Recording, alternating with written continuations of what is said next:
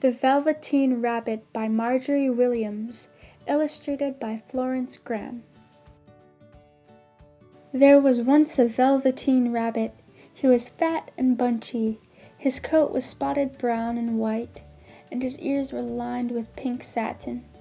On Christmas morning, when he sat wedged in the top of the boy's stocking, with a sprig of holly between his paws, the effect was charming. For at least 2 hours the boy loved him, and then the excitement of looking at all the new presents, the Velveteen Rabbit was forgotten. For a long time he lived in the nursery. He was naturally shy, and some of the more expensive toys snubbed him. The mechanical toys were very superior and pretended they were real.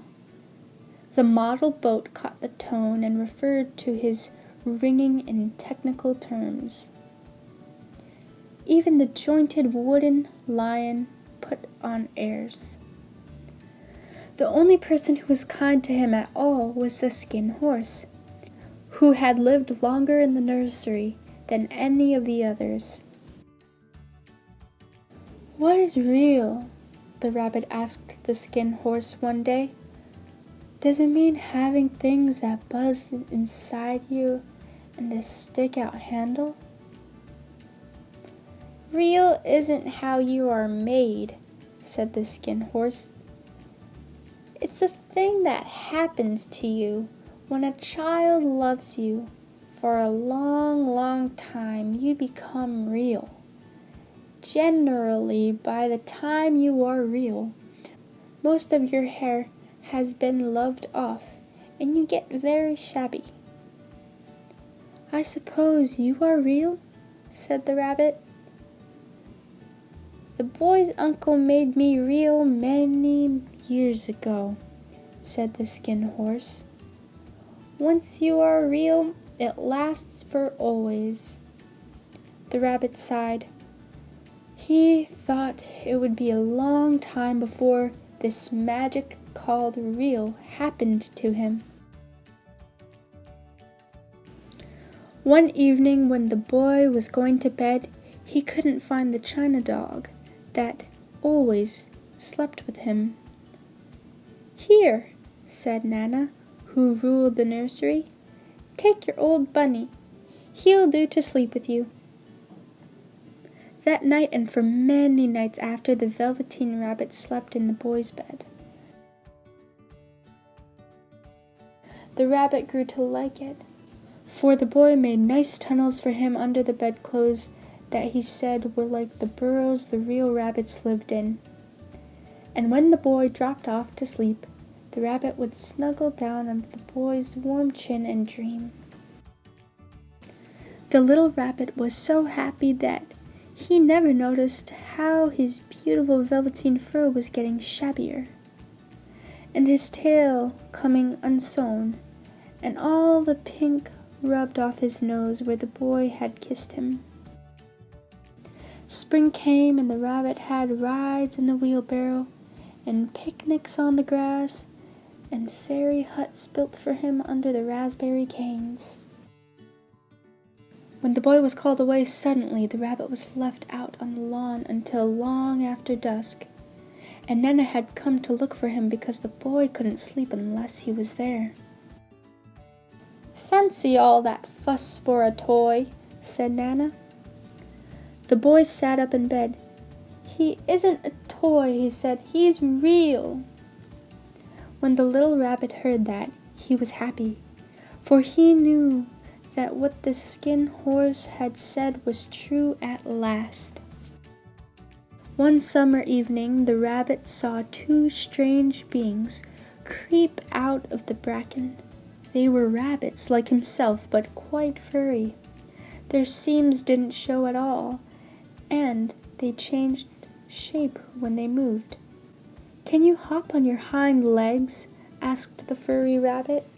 "I don't want to," said the little rabbit. The furry rabbit stretched out his neck and looked. "He hasn't got any hind legs," he called out. "And he doesn't smell right. He isn't a rabbit at all. He isn't real." "I am real," said the little rabbit. "The boy said so." Just then there was the sound of footsteps, and two strange rabbits disappeared. For a long time the little rabbit lay very still. Then the boy came and carried him home. One day the boy was ill. His face grew very flushed, and his little body was so hot that it burned the little rabbit when he held him close. It was a long, weary time. Presently the fever turned, and the boy got better. The doctor ordered that all the books and toys that the boy had played with in bed must be burned. And so the little rabbit was carried out to the garden. Nearby he could see the raspberry canes in whose shadow he had played with the boy, and a great sadness came over him. Of what use was it to be loved and become real if it all ended like this? And a real tear, trickled down his shabby velvet nose and fell to the ground. And then a strange thing happened. For where the tear had fallen, a flower grew, and out of it there stepped a fairy. She kissed the little rabbit on the nose. "I am the Nursery Magic Fairy," she said. "I take care of all the playthings that the children have loved. When they are old and worn out and the children don't need them any more, I come and take them away with me and turn them into real." "Wasn't I real before?" asked the little rabbit. "You were real to the little boy," the fairy said, "because he loved you. Now you shall be real to everyone." And she held the little rabbit close in her arms and flew him into the wood. In the open glade the wild rabbits danced with their shadows. The fairy kissed the little rabbit again and put him down on the grass. "Run and play, little rabbit," she said. But the little rabbit sat quite still. He did not know that when the fairy kissed him the last time, she had changed him altogether. He might have sat there a long time if just then something hadn't tickled his nose, and he lifted his hind leg to scratch it. And he found out that he actually had hind legs. Instead of dingy velveteen, he had brown fur, soft and shiny, and his ears twitched by themselves. He gave one leap, and the joy of using those hind legs was so great, he went springing about, jumping sideways and whirling round as the others did. And he grew so excited that when he did stop to look for the fairy, she had gone. He was a real rabbit at last, at home with the other rabbits. Autumn passed, and winter, and in the spring the boy went out to play in the wood. While he was playing, two rabbits crept out from the bracken and peeped at him. One of them was golden brown all over, but the other had strange markings under his fur, as though long ago he had been spotted. And about this little soft nose and round black eyes there was something familiar, so that the boy thought to himself, "Why, he looks just like my old bunny that was lost when I had scarlet fever." But he never knew that it really was his own bunny, come back to look at the child who had first helped him to be real. The end.